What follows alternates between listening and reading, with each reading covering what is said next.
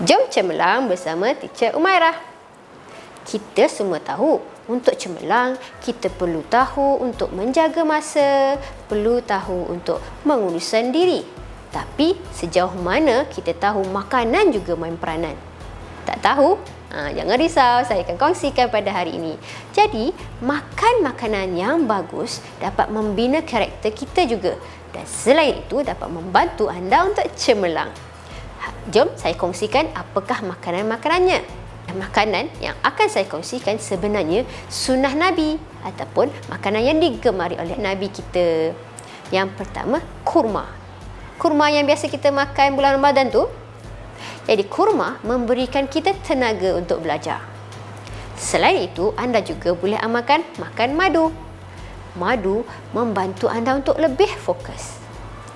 Selain itu, minum susu kerana susu membantu membina tulang yang sihat. Jangan sampai tulang reput sampai sebelum usianya. Yang seterusnya adalah makan makanan yang berprotein. Seperti yang kita tahu, daging, ayam membantu memberikan tenaga dan zat besi kepada kita. Jadi, kena ingat, bukan hanya kita belajar semata, kita juga kena jaga pemakanan kita supaya insya-Allah kita akan berjaya dengan cemerlang dengan izin Allah Subhanahu Wa Taala. Itu saja. Assalamualaikum warahmatullahi wabarakatuh.